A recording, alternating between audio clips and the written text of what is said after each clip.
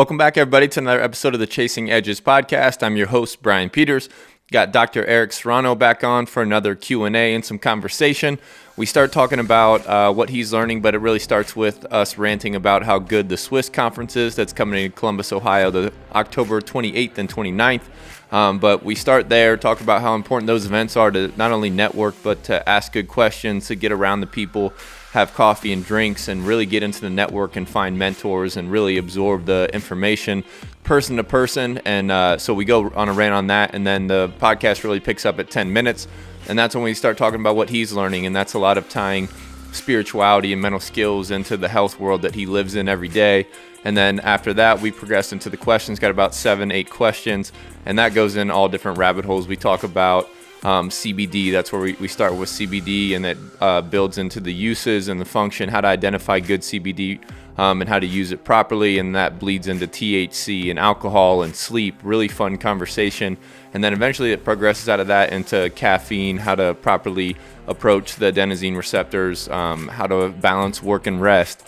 Then we get into like self-observation and mental skills. The conversation goes a lot of different directions off that first question. But then we get into high cholesterol. He really does a good job of demystifying high cholesterol, how to identify it, how to understand it, really the dangers of low cholesterol, and how to, again, approach your health in a great system, how to identify the variables that influence cholesterol. And we do the same thing with low back pain, identifying variables and looking how to pursue remedies. And then that bleeds into another question where we approach the feet and the ankles and how to train your feet for not only optimal performance in sports, but also optimal living. And then we kind of finish off with that. But the majority of the conversation is dynamite. A lot of little nuggets here and there on little hacks on how to improve your day, and then a lot of perspective on how to optimize your health. Hopefully you enjoy. Have a good one. Hey everybody, quick shout out to the Breath Belt. Excited to announce that we're partnering with the Breath Belt here on Chasing Edges. Phenomenal tool. If you're watching the video, I'm holding it up.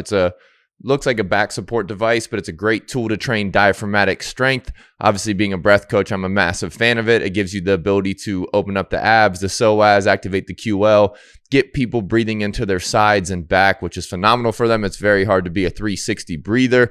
It's endorsed by some of the biggest dogs in the industry, RPR System, Sorinex, Kabuki Strength, Rogue Fitness, all the above. You can find them at the Breath Belt on Instagram. You'll see Jesse's profile there, and then thebreathbelt.com. And the coolest thing here is they have given us a massive code for you guys. The code is EDGES20, giving you a 20% off discount to the Breath Belt, and it's all caps, EDGES20, EDGES20. Check them out. But I'm a big believer in this. Obviously, if you've followed the podcast at all, I'm a believer in activation from the inside out. I think that starts with breathing. Obviously, I definitely think that starts with the psoas. You've heard me say before, if I could do one thing before I trained, it'd be trigger pointing my psoas. And if you use this tool, you'll find out why, also along with trigger pointing the psoas in general. But hopefully you enjoy.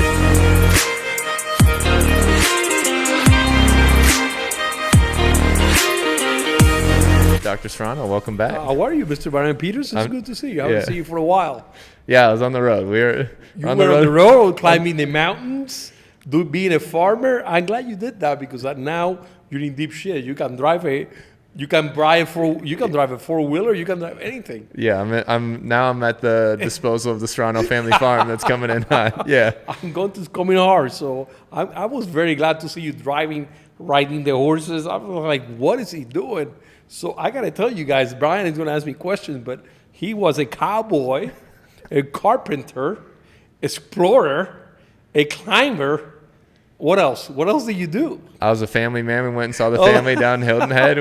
We That's true. That is a very impressive, very versatile lifestyle. I'm impressed. Yeah, I think we covered I covered around 4,000 miles. That's how many? Oh shit, that's impressive. Yeah, not too shabby. And you did everything on plan, basically. You went there and you said, well, let's do this, which is pretty cool. We had all these potential options. Some of them worked out, some of them didn't. So, but it was good. Then I stopped. Then I continued this tour by myself and stopped in Nashville and saw our boy Will Compton and a couple other Pickerington kids. So it all worked out. But good trip. Back, good to be back. Get my feet under me again. But What's going on in your world? Well, lately I've been a big time lazy, man. I haven't been doing nothing. Actually, just taking care of patients, basically.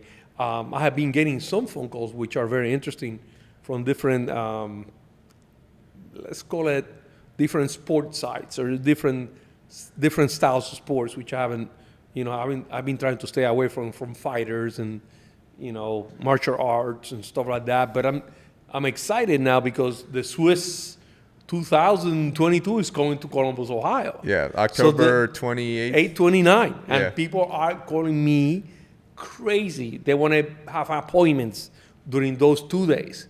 I'm not going to be in my office, Yeah. I'm going to be working, so I can't see patients. So no, can I schedule a week before so I can come a week before? But I'm so excited because the number of presenters is growing and growing and growing. And I think you're going to be presenting on breathing too. Yeah, for maybe a quick little 15-minute joint. I can't wait to hear this. So for everybody out there that is listening, this is the biggest sports medicine conference. They're going to be movie making right there. They're going to be filming I can't say because I signed, but they're going to be filming stuff. You might be part of a movie, You might want to be there. It's going to be fun, and they have all kind of speakers. So it's an awesome conference. Like I've only seen so they video every speaker. So there's multiple rooms going at a time, multiple speakers. It's strength coaches, it's doctors, rehab, it's every recovery modality, every type of strength training. And then you have the best in the world coaching. That's crazy. Like Ed Cohn's obviously speaking. Dr. Ken Kanakin's the one that puts it on. Owen's coming from Ireland. It's going to be amazing. You got the best power lifters. You got some of the best strength coaches. You got some of the best writers on the industry. Some of the best chiropractors. It is so cool that they can put all these people together. And the fun part of it is this is the only conference that I hear people complaining of, I couldn't go to this lecture because this lecture was going on at the same time and I wanted to do the other lecture. And the great thing about this is what you do down the hall. It's not on the lecture. It's when you come out of that lecture and there's all those people there and then they start asking you questions and you walk by and you join the conversation. All of a sudden we have 5 lecturers but 20 people asking questions, which is exciting to see everybody. It's cool. It's going to be at the Easton. So for those wives that want to come and shop, this is the shopping capital of the world. You can shop anything you can imagine in Easton. I think it's the biggest.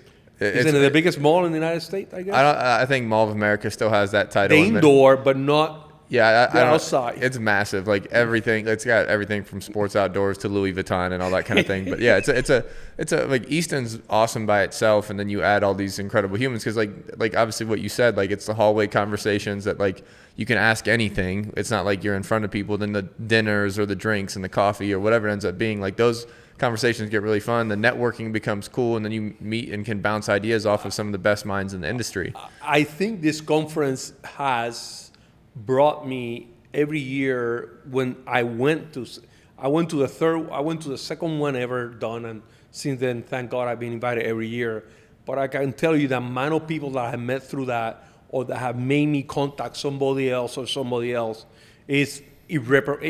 I cannot ever replace that. And the fun part is that you actually meet people that you never thought you would meet before, like Lee Haney, and but Dorian Yates is going to be there. All these people that are super famous. But when you sit down with them to eat dinner, and nothing. We also have this year they're going to have some kind of VIP, or I have no idea what they're planning, but they're going to take you out to dinner. They're going to take you to the gyms. Yeah. Work out with the superstars. It's pretty cool. So they're going to be prices. It's just, it sounds like a kind of Oprah Winfrey type of show, but it's funny. But it's important.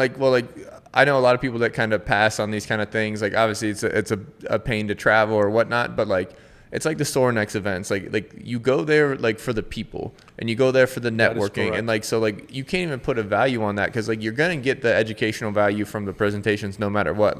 That's why you should show up, but you should come and add your own value and ask the right questions and network because you want I think everybody wants to be around people that are like-minded. So if you're this curious person that maybe you're a coach, like maybe you're like training for powerlifting or whatever it ends up being. Like now you can find a mentor, you can find peers to bounce out. Like it just, the growth is like, I like people that go there for more than just the information. Absolutely. Like, I think it's one of the few places that actually you can ask a question and there's somebody that might have the answer for that question, which is pretty rare.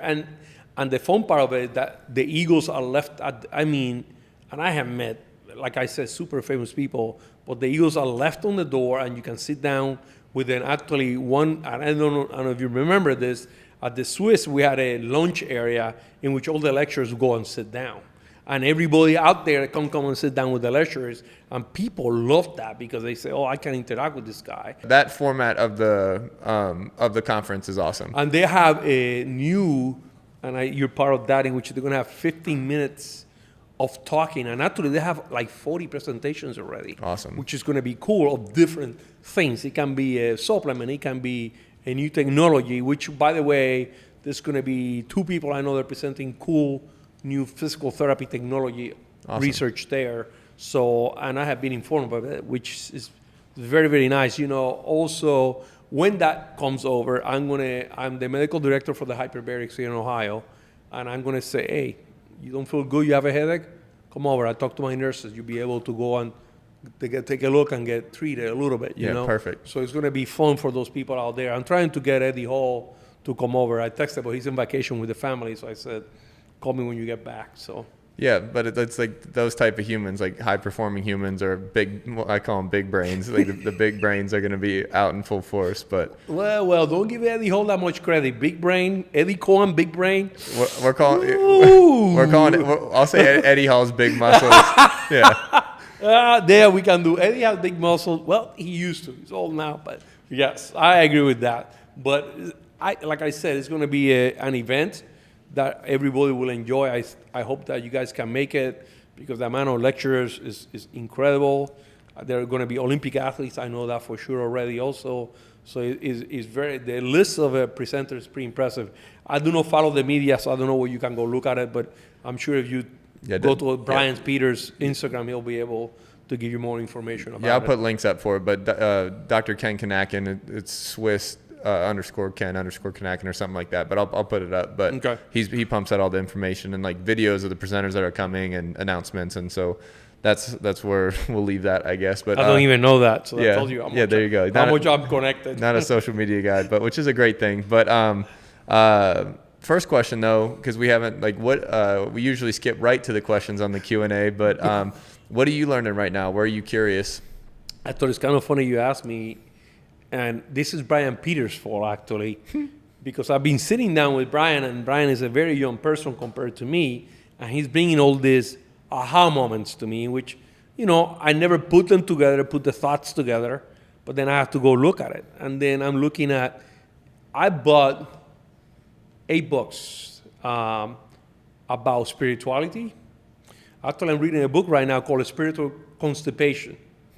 Which most people are not aware of that. The author is my patient. His name is Stephen Ladd, L-A-D-D. And Stephen wrote the book with sarcasm behind it. And most people are going to say, oh, this is religion. No, it's not about religion. It is, because the core values are in there. But it's not preaching. It's not doing anything like that. It's being kind of sarcastic, things that should be common sense. But then you don't see them, and then you see them there and go, oh crap, that is true. So it's kind of a cool book. But lately I have been trying to get my mind occupied with mind things. Meaning, how can I make, and this is because you are my office, how can I make relationships better?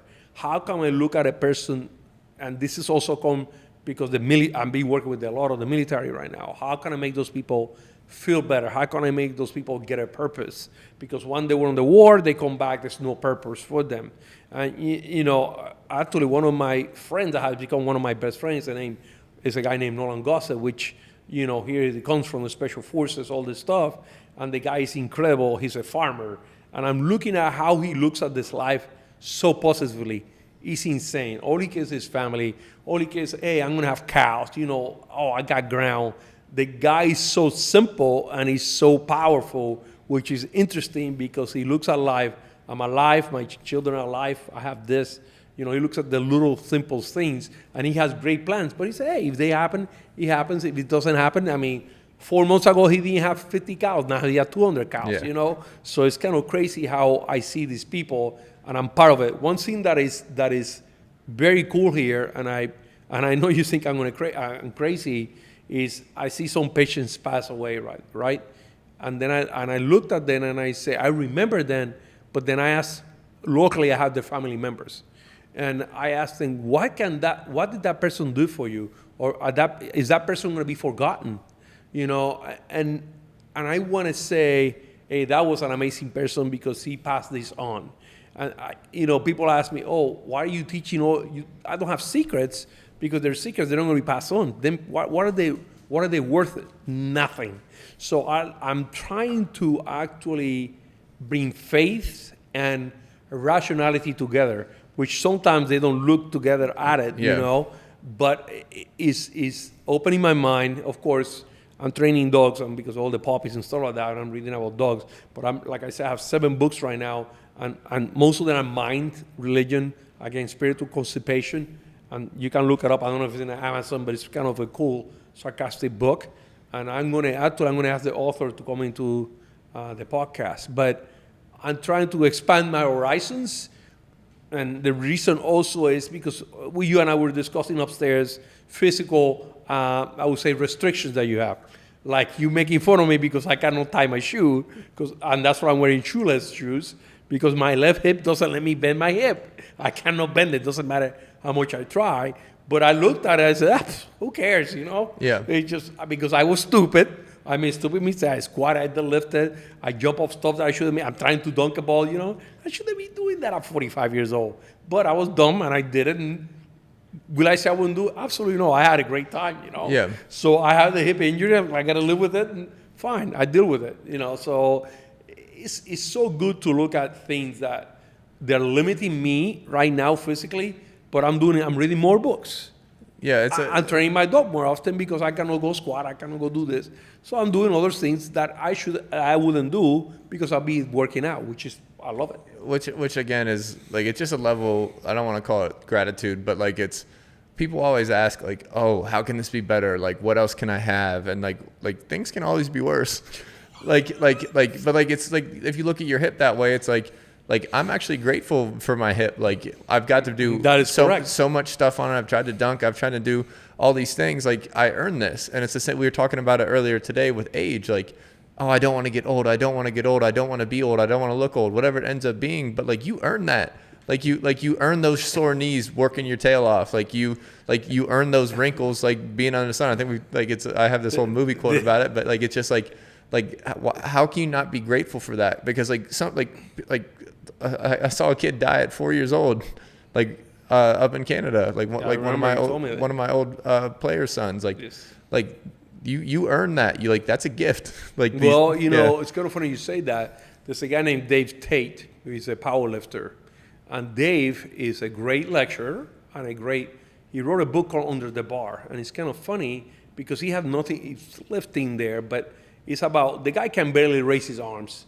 And to squat, I had to jump on top of him 10 times to lower him, He is so outgoing. He's so, hey, I look at life, It's very impressive how he looks at life because he's a guy that his physical outcome and his physical, what he used to do performance-wise, was his life. That's all he looked at it. And now he looks at it like, hey, I got a family. I don't care. But I did good. I can still teach. And I can make sure that people do not go through, my shoulder reconstruction, my hip reconstruction, all those things that he has done. And he looked at it as and you call it gratitude, which is an interesting word.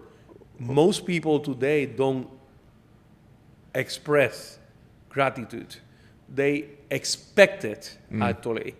They expect this, I expect you to treat me this way, even though they don't have the same respect and value to treat you that way. Yeah, it's an entitlement thing, or you can call it the golden rule. You can regress it to the golden rule if you want, but that's they don't I think a lot of those people and a lot of people in general, and I get away from it too, but they don't do self-observation. Why aren't people treating me this way? maybe I'm not treating them this way. Like maybe I need to look at myself, and like maybe I need to not rely on them for assurance, or I don't even need that treatment. Like I can treat myself this way, and so nobody else can affect me. Like let's like observe, and like it just, but nobody wants to sit in silence or ask them, like journal and ask themselves questions, because like, oh, it's easier to watch Netflix, or it's easier to like go out for drinks or whatever, you know? And people are not really, right now the television is used as a numbing medication. So you forget what's going on. You know, it's kind of funny you said that about listening. My father always told me, when you get angry, that's when you're going to take 30. And I go, 30? What do you mean?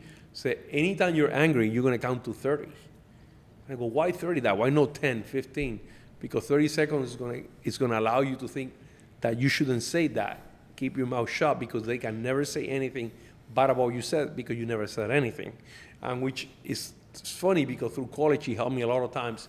Hey, let me count to 30. And by the time I'm done, I'm not angry at the person anymore, because I thought about all the possibilities that person can be coming from. Even when I'm married now, I take 60 seconds, by the way. So, you know, but I want to get pissed, but I say, let me count to 60, see what I'm going to do about this. But, you know, my wife dominates my life, so it doesn't matter. But it's kind of crazy that we are in a stage of life in that gratitude is not part of the system, but is what you owe me. You owe me this, you owe me that, which is totally false. You know, we owe to our parents, you know, at least you do, and I do, but, you know, we owe God, but I don't think I owe anybody else, you know, and that's it. The sad part is that people think that everybody owes them, and no, you gotta earn everything in this world. Oh, you have to, but people don't like to earn things anymore. Yeah. They like to give me, which is the wrong way to go, but we'll see what happens.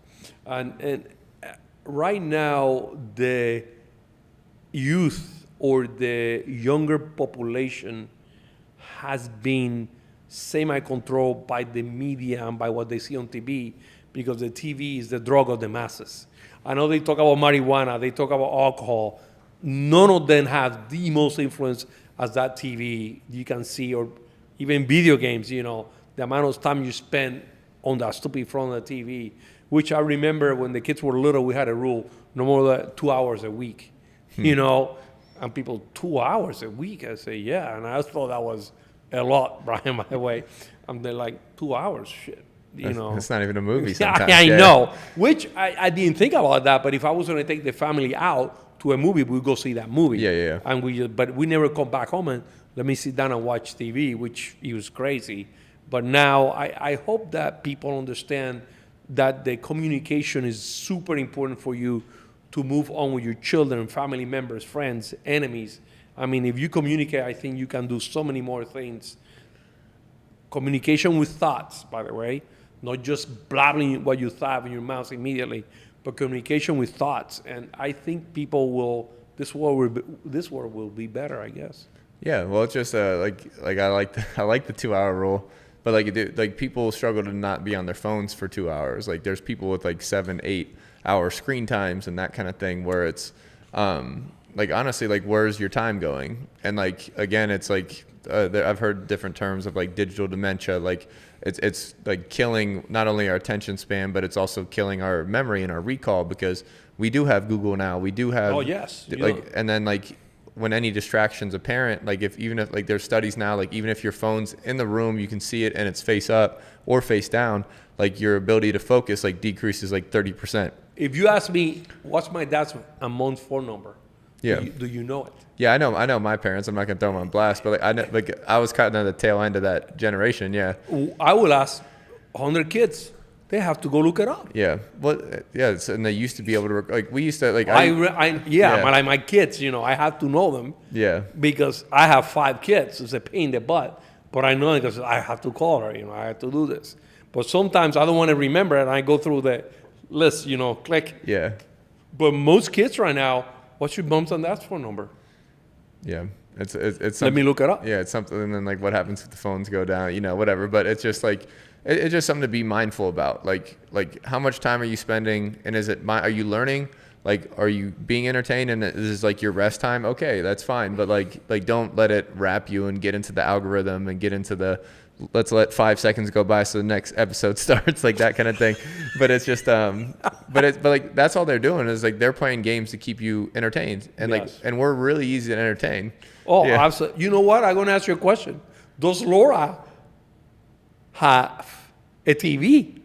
Not in her room or anything like that, but they got a TV at the house, but she doesn't watch a lot of TV at all. No, yeah, I don't think she even. Oh, she's a great influence on me. Yeah, she's a great influence on me. I was gonna say, by the way, Brian likes to watch football. I just want to tell you that, guys. But Laura doesn't care about football, so. No, it's we've made it into a bit now. Yes. And it's I can't quote movies because she doesn't get it. Yeah, so it's just part of the gig, But no, but like it's just something that, like, I think it's very easy to let this stuff like just get lost in the wayside, or like click the next episode or keep swiping on Instagram and stuff. And I battle it all the time myself too, because like it's a tool, but it's also it's a tool drug, where like it can become a drug really quick after you stop using it as a tool. And so it's just always something to be cognizant of. But let's start ripping questions. So we're not here for 3 hours again. But got 7 questions for you. First one, your thoughts on CBD for recovery. Okay, I do want to say that I'm the medical director for the CBD company in Ohio. CBD is different. Well, CBD comes from either marijuana or hemp. It's a cannabinoid, okay? In the body, there's CB1, CBD2, and there's actually much more. I think there's 7 and up to 14, I think. And these are all receptors, and they're affected by the cannabinoids, or CBD. Now, CBD is not THC, which is marijuana. CBD is a type of oil. And this molecule affects different areas different ways. Now, CBD has different oils in it. And I think there are over 80 different types of oil that they are discovering more and more all the time. So now, for example, if you want to have a relaxed formula, you can have the hemp whole, or you can go ahead and have the CBD specifically with that oil distribution that will allow you to relax. And I won't not mention companies, and I won't even mention ours, or not mine, but the company that I work for. But for example, when I want to look at a CBD oil or a CBD product, I want to look at the product and be able to have the breakdown of that oil. One of the regulations I put to this company was, if you look at the bottle and you have a little IQ code, you can click on it and say, what is the distribution of these oils? So you know exactly what that oil you have, exactly what you're going to affect, because they all have different effects. Now, can CBD allow you to improve your performance? There's a few research outcomes recently, actually. One of them was on muscle breakdown, and it's showing that using CBD, relax, in this case, it was a relaxation type of CBD oil, allows you to recover faster. Like using it post-workout, using it at night? It was pre-workout and post-workout both. Cool. Okay, another study done was to see what happens to the number of reps. And in these times, what they did is they took the group of people and they make them work out every day, so kind of exhaust them. And then one group got CBD, the other group didn't get CBD. Well, the people that were getting CBD, they were still able either to rest better, that's what they kind of say, and they were able to sleep better, and the 1RM went up still, which is pretty interesting. So CBD has shown to actually increase your performance. Now, again, it depends on the CBD oil that you're taking. Yeah. Okay, so if the question is, can CBD improve performance? Yes, it can. Okay, because the research shows it can. There are certain type of oils that will do it, and there are certain type of oil that will not do it. Now, again, if you want to look for a good company, get a company that have an IQ code that you can break down the oils on it, and then you use it like you want to use it. Do you know off the top of your head like any that we should look for? No, I don't know from the top of my head right now. I used to, believe it or not, memorize all the stupid oils. I have a picture on my phone, and I'll send it to you of all the oils that are in the CBDs. But no, I don't have from the top of my head. If I go look at a formula, like I said, relax, I have it all on my phone or handwritten, relax. There's 8 oils that allow you to relax. There's 11 oils that increase performance, like recollection of memories, which is one of them. So those are little things. I just never, I didn't know them, but no, I don't. So, because I'd tested a bunch of CBD back in the day, like back when it got popular in like 2015, 16, whatever that was. But like, so I found like I felt the whatever the effects of CBD more as far as like a down regulator when they were paired with like whatever that like 0.01 THC or something like that. And then I also like, because I went through a bunch of like, I did tinctures, I did gummies, and I found that the gummies, or like the whatever, those worked better. Is it because of a sugar? Does the sugar help anything like absorb or okay? Yes, you bring an interesting question. Every drug that we know, actually every single drug that has been created is based in a natural model, meaning it was from nature, we changed it so we can put a patent on it, but it was discovered in nature. So here we're separating, remember hemp is a plant, right? So now we're taking a plant, we're dividing the little parts, and then after dividing little parts, we're gonna divide on little micro parts. So now we're taking a plant that you say, if I combine it with THC, which is part of the hemp, which is very minimal, but it's part of the hemp.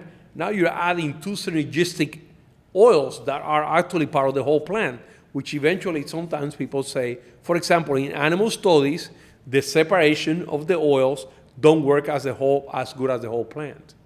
It's crazy. They separate for relaxation, they separate for this or that, but when they give the whole hemp concentrate, the dogs or the cats do better, more relaxed, better than having the specialized only oil that you separate for relaxation. So we're almost doing too much. Yes. Yeah. So that's another clue of what can happen, but it's also response to what you said. When I use CBD and THC, I felt better. It's because I think there's a synergistic effect in the plant per se, and that's what you do better. Now, remember, for us to make money, we need to separate them. We need to do those little things so we're unique. So it can be ours, Yes, and that's a problem. But I agree with you. The research do show, for example, for relaxation and for sleep, CBD and THC work together better than each of separated. Which is interesting. Well, like, so what's a general dosage? Because like I was taking anywhere from like 25 to up to 90. I think is it it's grams or milligrams? Well, it has to be. So are you talking about concentrate? What are you talking about? Yeah, I'm talking like tincture or gummies. Okay, so you're taking the tincture. Yeah. So like the gummies were like 5 of CBD. I'm not THC. I'm not like tripping balls, but like, but like I was taking up to 90 of the gummies and like is it? Talking milligrams. Yes. Yeah, talking milligrams. I think. Yeah, but just because Kush was trying the same gummies as I was and that kind of thing. So and he was taking 90. I was like, all right, I take 90, but like I did feel it, and it's just like a body sigh where it's like, okay, that's a cool down regulator. I'll go to sleep. Like calms me down. Yes, and that's why it's so beneficial. I would say if you want to use CBD, you can use CBD for pain, relaxation, sleep. I don't think you can use it for memory retention. And we're talking about CBD here, by the way. I'm not talking about THC, which is a different whole of wax. But I would say this. If you want to relaxation, one of the products that I helped develop is called Relax, and it has 500 milligrams extraction of this particular oil. And it works, it makes you relax. But also it works for pain. So if you want to try CBD, if you want to try for performance, make sure that you get what is called a reputable company, okay? And the director of the company his name is Rick Bauer, but I mean, this is a big company that is actually paying for research. Yeah. They want to do research here, they want to do research, and that was part of the deal that I have with them, that we would do research. And he has been super honest, and now we're trying to combine, also we're doing combination of things right now, so we're trying to combine CBD and taurine, by the way, for the heart. So we know that CBD, there are receptors in the heart, and if we combine it with taurine, we slow down your heart rate, which make you maybe relax more. Yeah. So we're doing all those things. So I want to tell you, they do work. Don't expect miracles out of it, but they do work. Yeah. Now, if you're using it for sleep and you're taking sleeping drugs, the CBD is not going to do that's what perfect. you expect it to do. We'll use the THC conversation to transition to sleep, because one of the next questions is on sleep. So this person's struggling with sleep, borderline insomnia. they want to know what you thought about over-the-counter drugs. That they're using THC as well. So we'll start there. Like, what are your thoughts on using THC to fall asleep? So there's two types of delivery for THC. There's three, but I'm going to concentrate on the main ones. One is oral, so gummies, and the other one is smoking. If you're going to use it for relaxation or calm down your mind, smoking works better than the oral. For sure. We have research demonstrating that, okay? And we're talking about THC, marijuana right now, okay? Now, if we're going to talk about cancer treatment, okay, they use a lot of marijuana smoking, but I think it's to reduce the anxiety of that stress cancer, and anxiety, right? yeah. But it's funny because the oral has better performance or better enhancement of health than the smoking, but the smoking is the one that makes you forget about it, which is not truly what you want, but that's how it truly works. Yeah. Now let's talk about sleep. Sleep is a huge issue in my practice. I would say 30% of all the visits are due to poor sleep. Now, when I'm looking at sleep, I like to look at the sources of why not sleeping. And I'm going to give you a list of things that I have to look at it. If you are postmenopausal, if you're a woman, I have to look at the hormones because the lack of progesterone will not let you sleep. I got to look at you as a human. Where are you? Are you in a relationship? Do you have children? A child that just stays up all night? I have to look at all those things. Are you nutrient deficient? Okay. Are you have enough B vitamins to make melatonin so you're able to sleep? What is your nutrient content of that food that you're eating? But also what are you eating and at what time? For example, I have my best friend drinks a cup of coffee right before bedtime, which I would never sleep. Yeah, same. But he sleeps because he takes so much coffee that actually relaxes him. So I got to look into that. What drugs you're taking, because there are certain drugs that keep you awake, don't let you sleep. I said, what kind of job do you have? And this is a very important question because you're a night shifter. Those are the people that have the worst outcomes, health outcomes, the worst cancers. When they have the heart attack, you cannot help them. So be aware that we're not meant to be night people like people say. No, we're not meant to stay on a bar until 2 o'clock. No, we're meant to go to bed like Amish people, I say. So be aware of all those things. I also, about what are you doing 2 hours before your bedtime, which is, are you watching TV? Are you looking at your phone? What kind of relationship do you have that you're going to bed with? Which is an amazing when I talk to those couples and they say, well, we can't sleep. Well, what are you doing? Do you fight? Yes, we have massive fights. Also, another thing that, believe it or not, is what supplements are you taking? And I see a lot of people taking supplements, pre-workout supplements, in which some people get burnt out and then they cannot sleep later. So be aware of all those things before you go to the doctor and say, I can't sleep. And one of the biggest ones is allergies, in which your nose gets plugged, and you call it sleep apnea. You can't breathe because you're obese, which is another cause of poor sleep, okay? So I have to, as a physician, I have to look at all those things. Now, are there over-the-counter things that work? Of course. Benadryl is the easiest one. Or, what is it? Unisem. Unisem is the one that was referenced. Yes, so, Unisem is a huge seller, right? And it works. They all work. Now, the problem with drugs and there's a new classification, and I want to teach people out there because the new classification of drugs called orexin antagonist. Orexin is a receptor in your brain that allows you to be awake, right? It's stimulated by ghrelin, stimulated because you're hungry, you got to go eat, right? And there's a new set of drugs that are actually being used so you don't get addicted to the other drugs like benzodiazepines or Ambien, drugs that will allow you to get hooked, right? And those new drugs, one of them is Benzora. I'm not making any money, I'm just telling you. It's a new drug. There's another one called Quinivit. Okay, all those are a new classification of drugs that just came out that induce sleep without the addiction narcotic quality. Effect. And then supposedly, remember, they've been out for only 2 years. Yeah, and it's like, again, like, even though it doesn't cause addiction, like, you become addicted to it because it's a crutch. Yes. Or it's just making you sleep. You rely on it to sleep. And that is the problem. I think the biggest issue for sleep is the sleep hygiene. What do you do before you go to bed? Believe it or not, one of the biggest things that I found out for me is praying before bed. It just knocks me out. He said, because He put me on peace, or I'm bored. Sometimes I do admit I'm reading and I get bored, so I gotta go to bed. But he allows me to do something that I like. Now, I read books. I don't read the phone. Never. I have an iPad. Never like that. I always have a reading with pages. I have small light behind me, so that's what I do. I don't have any electrical components next to me. My phone is not next to me. All that stuff. I only have books next to me and a little night light. And that's how I say it's one of the biggest things. One thing that I found out is, believe it or not, smoking. It's one thing that does not let you smoke. I mean, sleep, because the nicotine. And I know you're an expert on nicotine. Yeah. But some people that smoke right before bedtime, they have a hard time going to sleep. So I basically looked at everything. But the most important thing is, what is the etiology, or what is the reason you're not getting to sleep? And that is a long list, like I said before: hormones, nutrition, deficiencies, drugs, driving time, night shift. All those things I have to look at it before I make a decision. Now, are the drugs over the counter safe? Yes, for a short amount of period of time.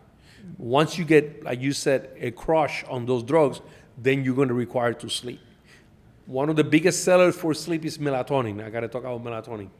Melatonin works for some people, and for other people doesn't work. It works about between 47 to 51% of the time, believe it or not. People think it's a miracle. No, it doesn't work that way. It has a threshold. And let me explain what I mean by that. If I take 5 milligrams of melatonin, I am right awake. So it's a paradoxically effect of the melatonin. There's people that 1-2 milligrams keep you awake, you're awake, and you take it through the day to be awake, believe it or not.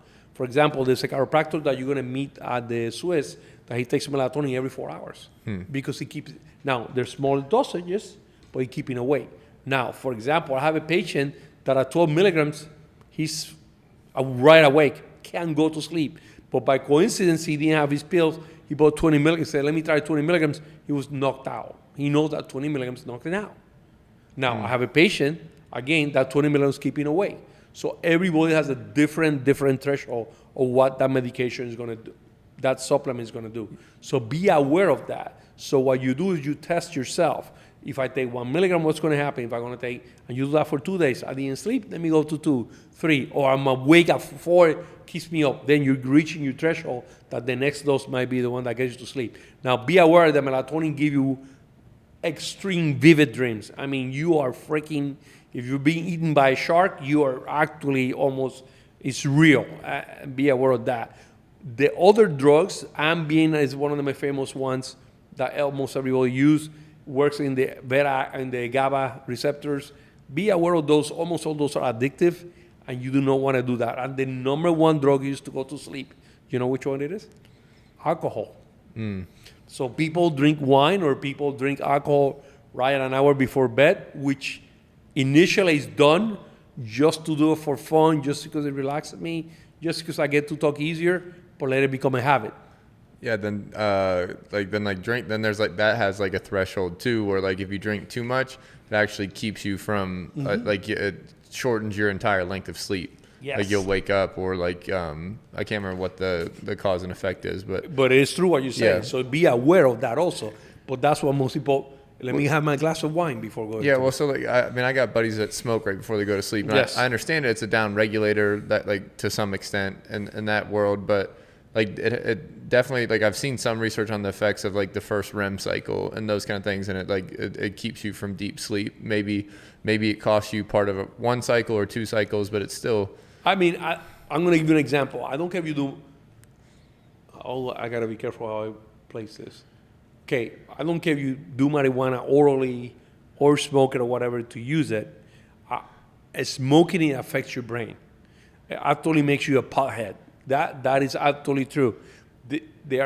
This research, I have nothing to do with this research, but this research showing that when you smoke it at least 4 times a week, you will have brain volume loss. Yeah. For a period of time. It's on those scans. Yes. It kind of look like a heat signature. Oh yeah, and you can see it very drastically, actually almost compared to cocaine, which is pretty weird.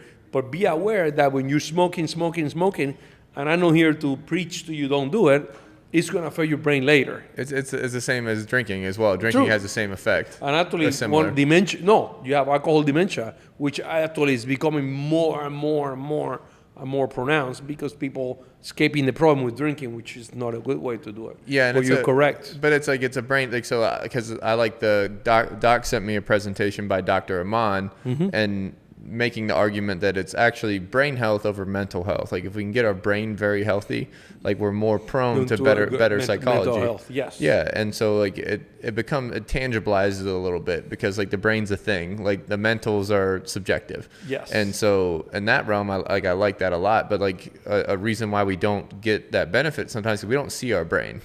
Like we can see our skin and like you can see a pimple or like a rash and like, okay, how do I solve that problem?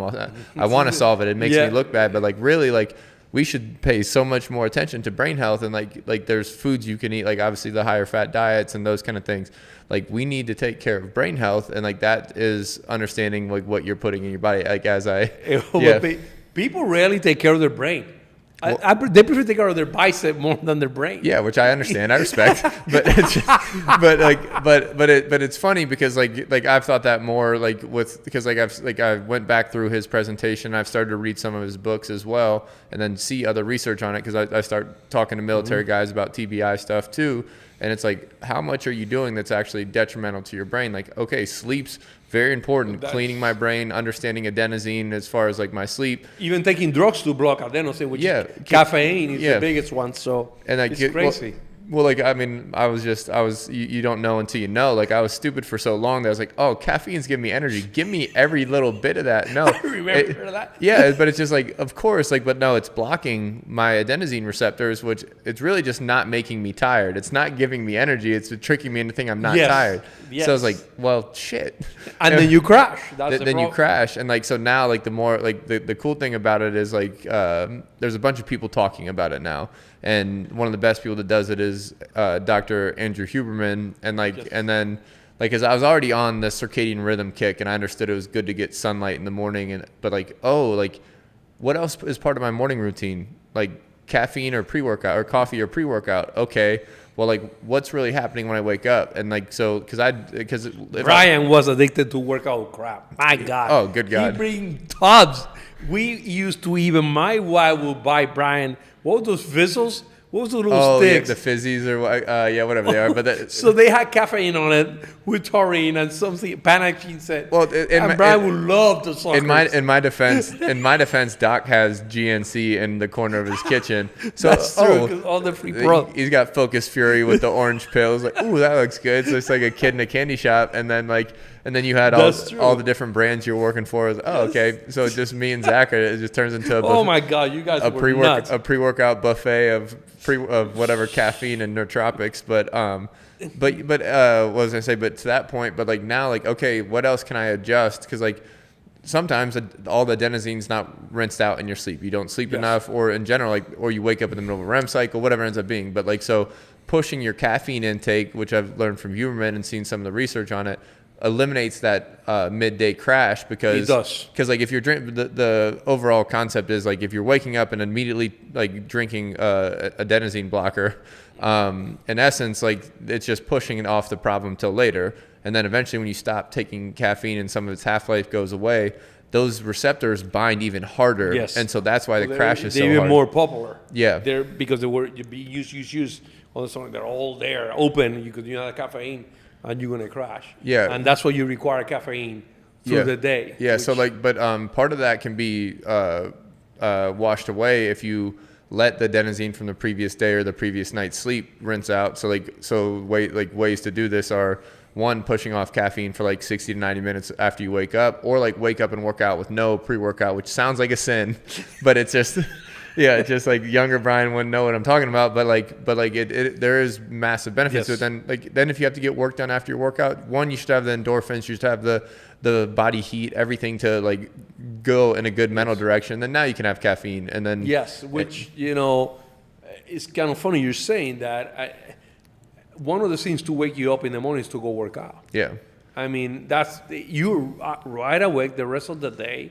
Unless you do a brutal leg workout, I remember doing it with you. I'll be falling asleep half the day because I'm so tired. It's kind of funny. We know that lowering caloric intake extends life, or fasting extends life, right? Or the lower the caloric intake, the more you tend to live. But we also know that in Hispanic countries, that the people that take siestas or naps in the middle of the day live longer than people that don't. Okay?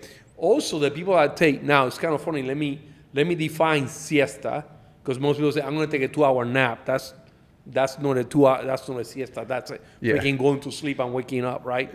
This siesta is less than 30 minutes. So you take a true sleep, fall asleep, deep sleep for 30 minutes. Those people have better sleep at night. Also, they live longer than their counterparts. They also have less pressure, less high blood pressure, and less diabetes. Now, is the question then there is it because they're resting their brains? Is it because they're able to fall asleep, and forget problems?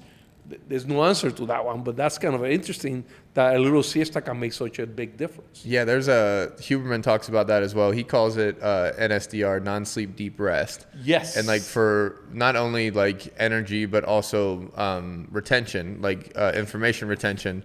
Like we like the human brain's not built to work for 8 hours at work, constantly doing tasks, constantly all these things. It's a work-rest balance to maintain this level of production and also this level of production without error. So like if you're overworking your people or demanding 5 hours straight of work, like you're going to have human error because really we don't have a lot of mental capacity for like fine-tuned deep work. Like some research says 3 hours, some research goes down as far as 1 hour of deep work. Then you have 4 to 6 hours of like monotonous stuff. And then like really like it's just like you have limited energy and we just constantly burn the candle at both ends. And it just gets interesting after that. The human being was made out to work. We have a metabolic body built up to be able to keep work at a longer time. I mean, it's kind of funny. We look at the animals out there now, but God gave us the capacity to think and make our life easier, which it is making our life easier, but it's also making us be less, I would say, less usable. And as our life gets easier and easier, we get worse and worse and worse, which is a problem. One thing that I see is most people watch TV before going to bed instead of working out at 4 or 5 o'clock.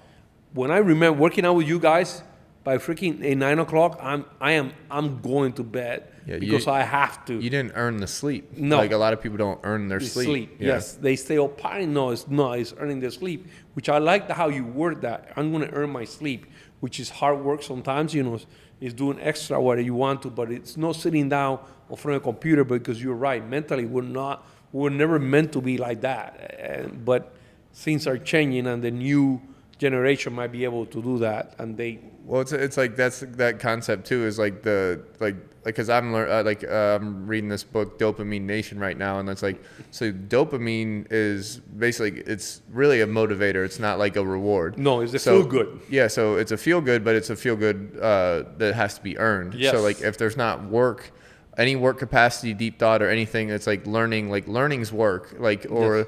Like any type of work is work, but like physical work, you earn those endorphins and you earn whatever ends up being the prize or the reward or the Super Bowl, whatever it has to be. But like if it's not preceded by work, like that's why like TV, dopamine, food, Cheetos, chips, candy, like everything's dopamine.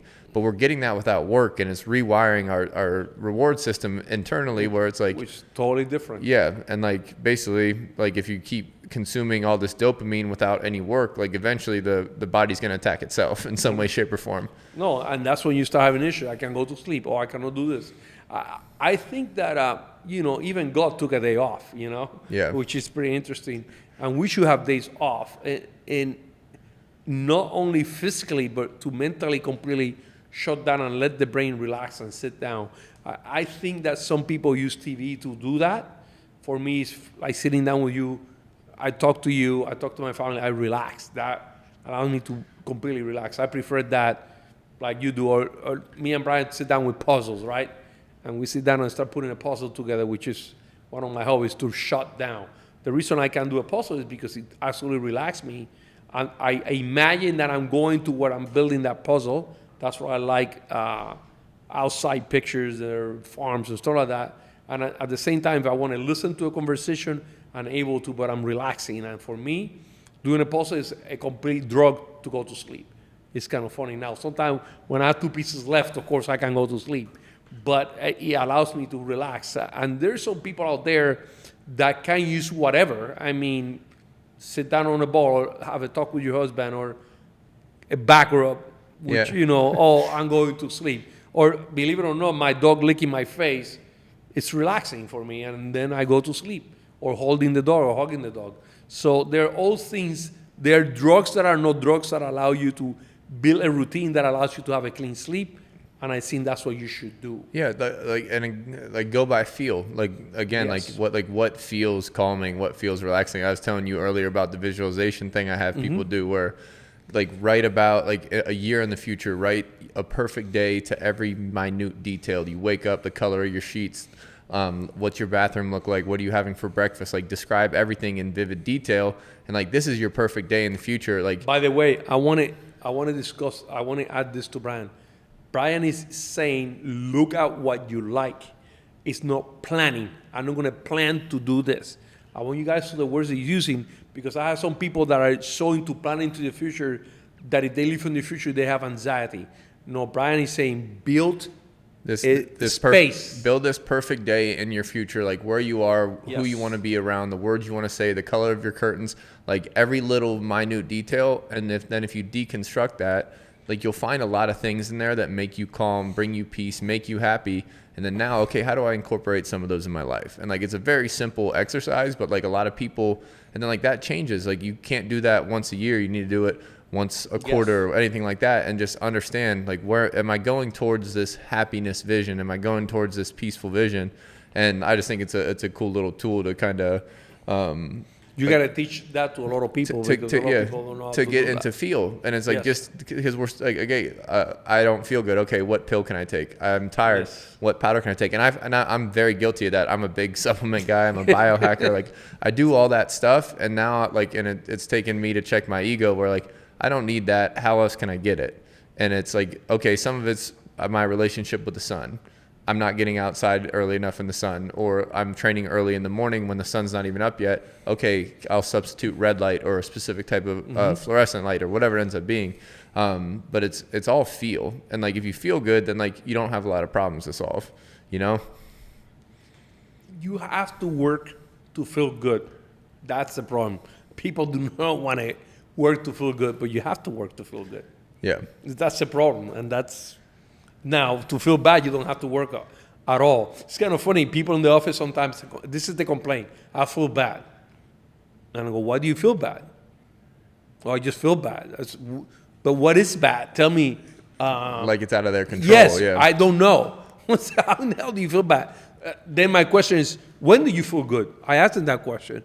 And, usually, oh, shit. I never thought about it that way, which is kind of a stupid question, but it's like, oh, when was the last time I felt good? What was I doing?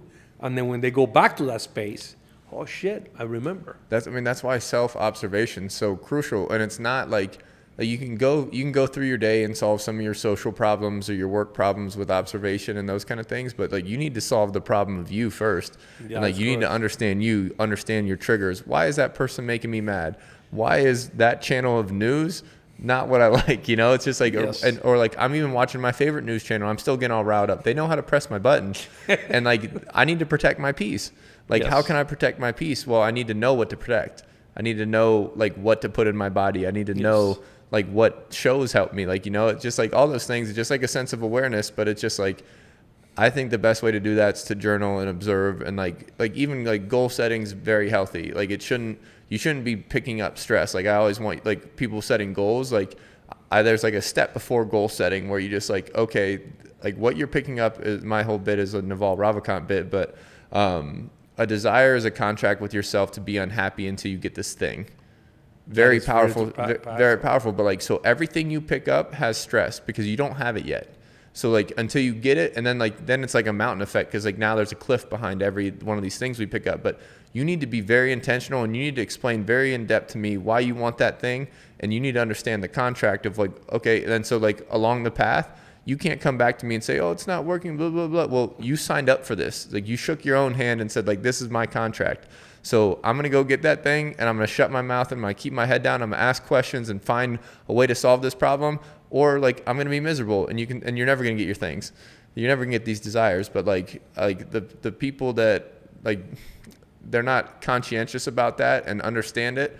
Like it's like a switch for them. Like, okay, like the stress I'm picking up is a great thing because it's getting me here, as opposed to like, oh, I just want that car. Well, like, okay, you can go buy the car right now. They'll give about anybody a car loan.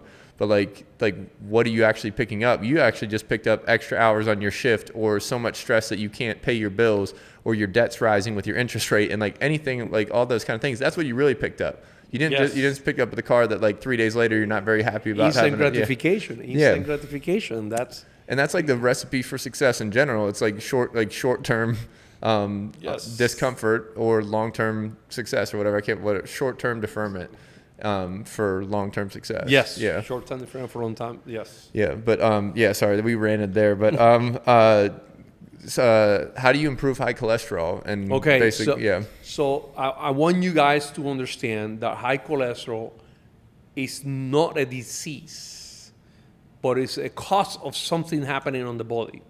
For example, 50% of all your hormones are made out of cholesterol. So testosterone, cortisol, progesterone, pregnenolone, testosterone, estrogen, all those are made out of cholesterol. Also, I need you to understand that vitamin D is a cholesterol. Okay, and it's not a vitamin anymore, it's a hormone now. So it's vitamin D is made out of cholesterol. Your bile, 90% of all the bile, which is the digestive system, the cleaning system of your gut, is made out of cholesterol. Your brain is 52% cholesterol. So it's kind of interesting that if cholesterol is that bad, why do we have all these body parts, because I'm going to call them that, made out of cholesterol? So now think about this. I'm a woman, and I'm going menopausal. So my estrogen and progesterone production are lower. Now I'm going to make more cholesterol because I don't have those hormones, so I can see if my body can make those hormones. Now, maybe it's a deficiency on some type of vitamin, okay? And for example, the number one vitamin used to convert a hormone to another hormone is niacin. And it's in the form of NADH, so I want you guys to be aware of that. And niacin is the number one hormone on the pathway of hormone making. And then, believe it or not, vitamin C and riboflavin.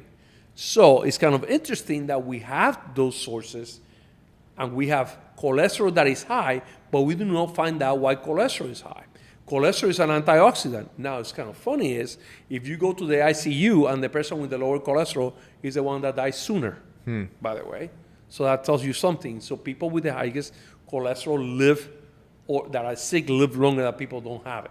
So cholesterol is actually an antioxidant. And we block one pathway with the statins, but there's two pathways that you can use that you can make cholesterol. Now, be aware of that when your cholesterol is high, it's not good either, but treating the cholesterol lowering is not fixing the true problem of it. So what is high cholesterol for me? The longest living people in the world always have high cholesterol. So be aware of that. The people with the worst cancers, one of the biggest actually mortality marker is very low cholesterol because the body is not functioning normal. It's not making that cholesterol that you require. So what is high cholesterol for me? If you tell me that your cholesterol is 250, you're active, you eat healthy, I'm not going to worry about it. Are you fatigued? Are you having any symptoms? No, I'm not going to worry about it. If your cholesterol is 400, well, there's a genetic disposition, familiar hypercholesterolemia, in which those people will have a tendency to have some genetic defect that allows the cholesterol to affect you. Then I would say, okay, we need to treat that. Now, I always treat with diet and lifestyle modifications. I never use drugs. I use supplements that will allow me to lower that. I like niacin, and I use fish oils, and I use magnesium. It depends what I'm doing for that patient or client. But high cholesterol for me is not I'm going to have a heart attack. That's not true, because the people that have the most heart attacks have almost always high sugars. Be aware of that. No high cholesterol. Okay? Now, right now, the medical community is moving away from cholesterol, and it's moving into specific parts of the cholesterol. So it used to be LDL, right? If your LDL was high, it was bad. If your HDL is good, it was good, blah, blah, blah. Now they're moving even so much past that because they're not finding out, hey, we're treating cholesterol, but we're not getting the results we want. So now they're getting into the ApoB. and little lipoprotein A. So they're looking now for more specific markers, and the association between heart disease and these specific markers, ApoB and little lipoprotein A, are much higher than cholesterol if you worry about that. So you're worried really about your heart, ask your doctor, hey, I want to know what my little lipoprotein A is and my ApoB, and then you have a reason to worry about it. But otherwise, don't worry about cholesterol. All right. Okay. Simple enough. Yeah. Simple. But okay. Next question. How do you train your feet for optimal health and moving and also sports? Okay. This is a great question. One of the biggest mistakes I see in football, okay, is taping your ankles. It completely stops the extension, flexion, abduction, everything, because you don't want to hurt your ankle. Yeah. Well, you're making a joint now be stiff, so the joints the movement has to move up. So now your hamstrings become the biggest target. So it's kind of funny because in football, you tape your shoes so hard and your ankles so hard. You'll tape your ankles. You'll get spatted over top of them. Like multiple teams I've been on said everybody's required to tape your ankles. And I wasn't playing that game, so I'd tape the top. I'd tape just around the top of my ankle, and you had to, because that prevents injuries. But they're doing it so bad, and the shoes are so tight that they stop movement of the toe, the big toe, which control your hamstrings. So for me, it is very important to train your feet. Now, you guys are going to get crazy. You guys have to use the toes. And actually here in the gym downstairs, we have people training with barefooted all the time. We did actually, or we go outside on the grass and run barefooted. There was a kid here. Taylor is a doctor now. He's an ER doctor. He ran barefooted. He was a stupid hockey player, soccer player, and beat all the football players. I love it. He could fly. Remember Taylor? Yeah. So we make him train barefooted. Now, for me, training barefoot is not the same as, I got to go lift weights. I'm talking about taking a walk, moving your toes, feeling the ground. I'm talking about things like that. Now, can you come and take care of your feet? Yes. One thing that I see on feet is severe weakness of the toes. And the reason why the type of shoes specifically women wear, high heels because they want to look pretty, which completely compresses the toes, that now there's no movement. And those are carpals or metacarpals or metatarsals that have to be separated. That's why they're so movable, because they need to move. The biggest, and I have a bunch of Amish patients, the Amish kids never, ever wear shoes. Never I see an Amish person in my office with foot problems. Ever. Never. I don't know toenails, ingrown, nothing, but they almost all of them, we were barefoot until we were 18 or 20, Yeah. And it's kind of funny is because they are actually using their feet. So the first rule that I'm going to say, use your feet. Walk barefooted when you can. Walk outside barefooted. Use your toes. Try to climb things with your toes. Play on the sand with your toes. I mean, one of the biggest training secrets is playing on the sand barefooted. Yeah, I mean, I love running in the sand. And flexion, extension. Your ankles have to get stronger, and you actually allow the muscles to develop. When you tape them, you're not letting the muscles moving. You're not letting the nerve sensation dictate where you are. Proprioception is affected. It is the craziest, dumbest thing that you can ever do on football, but they're going to continue that. I will not tape my shoes. I would not tape my ankles. No, well, it's intuitive. Obviously you want separation, like more surface areas, more balance, more input is more cerebellum activity, whatever you want to call it. But so I had, you know this very well because you were part of the solution, but really bad turf toe in college, been going on a year and a half. And I was just trying to grunt it, and their idea was to immobilize it, so they put metal plates in my shoe, and it just made it worse. And eventually, I got stress fractures in my sesamoids that got worse and worse. And eventually, you and Dr. Thoma, who also another podcast guy, told me to walk barefoot, and then Thoma got me on the Vibram shoes, and it went away in a few weeks. And that was just mind blowing to me. One easy test for all the listeners right now. I want you guys to walk, just pick 50 feet and just walk straight with your shoes. Just do it. Walk forward. I want you to check out the speed and the muscles. Just concentrate. Walk normal. Don't do nothing else. Now, I want you to take your shoes off and socks off. Socks cannot be on. And I want you to walk, but this time I want your toe to push against the floor, like you're virtually trying to grab the floor with your toes, okay? Specifically with your big toe. Tell me what happens to the speed of your walk. Tell me what happens to your glutes when you're walking. Tell me what happens to how fast are you walking. Because you're going to see a huge difference just doing it. You're going to go, it's going to be your aha moment. Say, oh my God, I'm using my toes. You know, it's incredible. It also, believe it or not, the first toe, is the most important starter for your hamstrings. That's why there's so many pull hamstrings in the NFL. The toe doesn't work because it's taped. So now my hamstrings doesn't get activated. You don't believe me? Sit down with your feet on the floor, squeeze your toes down, push your toes down. Tell me what happened to your hamstrings. Yeah, they're on. They're on. Yeah. Because the on key has been turned on. Yeah, I use the example of like it's like your grip for your bicep. Yes, Same absolutely. concept, You do it this soft. No, well, the toes, you sit there and you told your glutes get started because it's activating that. The same thing with your thumb. Your thumb activates your pec and all those muscles. So be aware of all those little things. So if you're going to train your feet, make sure that your toe is absolutely working. Make sure that you're doing extensions. Oh, let me use words. Let me sure that you pushing up with your toe, pushing down with your toe. Make sure that you're taking bands and wrap around your toe and you internally rotate or push into the middle of your body and away of your body. So all those muscles develop because it makes a difference on your knees, hips, and back. And remember, your only part that affects or touches the floor is your feet. The rest of your body doesn't touch the floor. It's your feet, which passes those forces down to your knees and hips.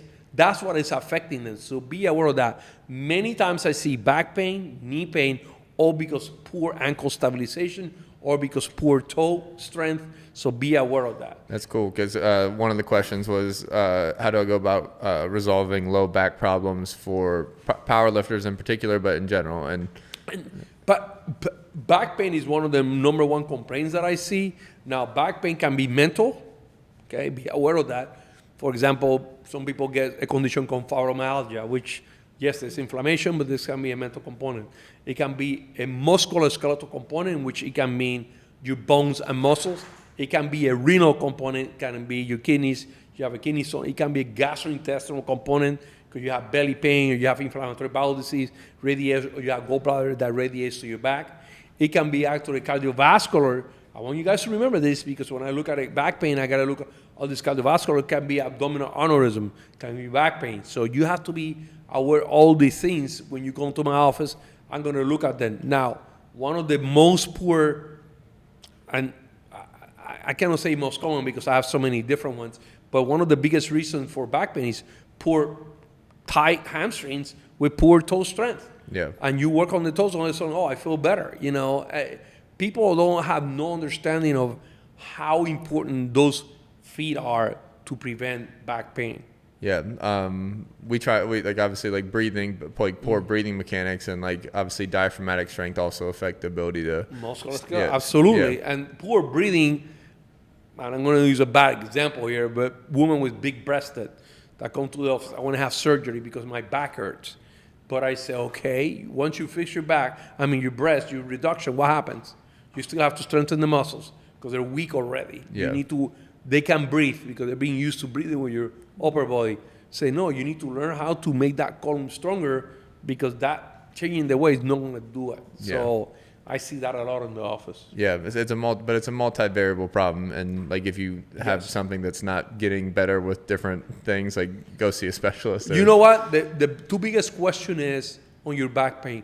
What makes it better? What makes it worse? If you have sitting down makes it worse, go to the doctor because you're going to be spending time sitting down. If he's throwing a ball, then unless you're a quarterback, then okay, he's throwing a ball. But if sitting down, laying down, those are two absolutely things that you need to be aware of that you need to resolve. You need to go get checked. Yeah. Then I showed you him real quick just because to preface the question, but there's a question about the knees over toes guy, like the concept of. There's two science now going out there. One is knees don't ever go over the toes. Which doctors always say, oh yeah, that is sometimes true, and some other doctors say that's stupid. If you do not believe that your knees should go over your toes, I want you to do this. Get up on a ladder, okay, and jump off. And if you prevent your knees to go above your toe, then you're Superman because you can't do it, okay? Or sit on the toilet, sit on a low toilet and get up. Tell me that your knees do not freaking go over your toes. So do not believe that science that knees never go over the toes. Yeah, there are situations that knees are going to go over your toe. There are also exercise that your knees have to go over your toe.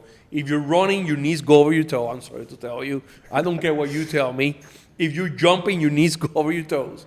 You don't sit your ass back to be able to jump.